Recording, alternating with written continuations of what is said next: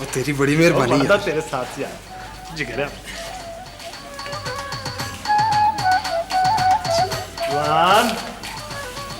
लगता है अब तुम भी मेरे गाहक बढ़ने ही वाले। ओ अल्लाह ना करे रस्तू, और अगर रास्ते में तुम्हारी दुकान ना ना हो, मैं तो तुम्हारी दुकान के पास से भी ना गुजरूं। और नहीं पलवान, जंजालपुरे के हर बासी को कभी ना कभी रस्तों डिपार्टमेंटल स्टोर की जरूरत पड़ जाती है।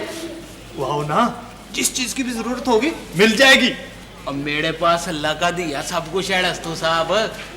कारोबार है, माशाल्लाह सेहत है, रुपया पैसा है, मगर फिर भी किसी चीज की कमी है। किस चीज की भला? सोचो।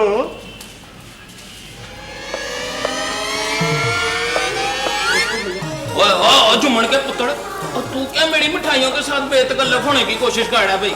भगवान, मैं तो सिर्फ सूंघ रहा था, सूंघने पर तो रकम नहीं ना लगती। और लगती है, लगती क्यों नहीं? और अगर सारी खुशबू तू सूंघ लेगा तो गाहकों के लिए क्या बचेगा भाई? मिठाइयाँ